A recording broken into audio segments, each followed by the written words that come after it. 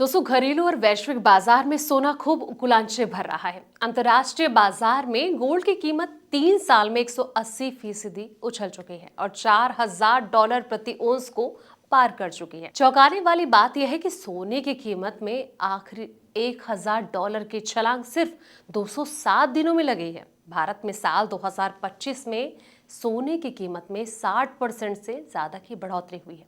लेकिन तूफानी तेजी के बाद अब सवाल उठ रहा है कि क्या सोने में अब भी दम बचा है।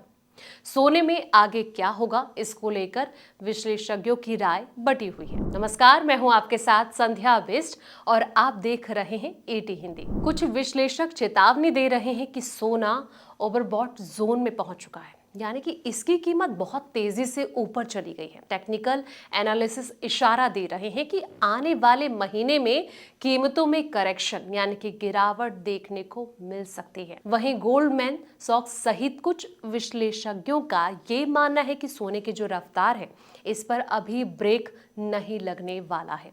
गोल्डमैन सॉक्स के अनुसार सोना 2026 के आखिर तक $4,900 प्रति ओंस तक जा सकता है, यानी कि अभी इसमें 22.5% का उछाल आ सकता है। सोना 4,900 प्रति ओंस डॉलर तक जा सकता है, तो भारत में सोना लगभग 1.37 लाख प्रति 10 ग्राम तक पहुंच सकता है।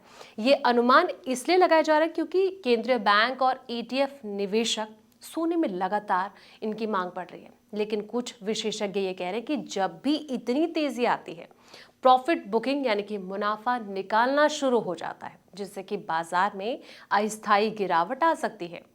अब आते हैं इसके रिटर्न पर। अक्टूबर 2022 में जब दुनिया भर के बाजार अनिश्चितता में जूझ रहे थे, तब सोना करीब $1,437 प्रति ओंस था। 3 साल बाद अक्टूबर 2025 में ये $4,000 तक जा पहुंचा, यानी कि 180% की रफ्तार से उछला।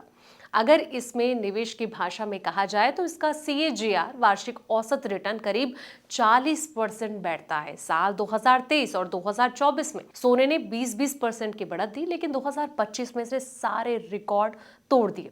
सिर्फ इस साल के भीतर ही सोने की कीमत 53% तक बढ़ गई है। 1, 3, 5, 10 और 20 साल के हिसाब से सोने के रिटर्न 47, 33, 15, 13 और 11% रहे हैं। सोने में अब भी दम है, लेकिन आपको इसे जल्दी मुनाफा कमाने वाले साधन के तौर पर नहीं देखना चाहिए। कुछ पॉइंट्स हैं जिस पर डिस्कस करते हैं। सबसे पहले, उम्मीदें कम करें। अगर 3 साल में 180% रिटर्न की उम्मीद नहीं करते हैं तो एक स्थिर महंगाई से बेहतर रिटर्न की उम्मीद रखें। मुख्य उद्देश्य है सुरक्षा। सोने में निवेश का मुख्य लक्ष्य पैसे को बढ़ाना नहीं है, बल्कि अपने पोर्टफोलियो को सुरक्षित रखना होना चाहिए। पोर्टफोलियो का 10 से 15% आवंटन। विशेषज्ञ सलाह देते हैं कि आपके कुल निवेश का 10 से लेकर 15% हिस्सा सोने में होना चाहिए।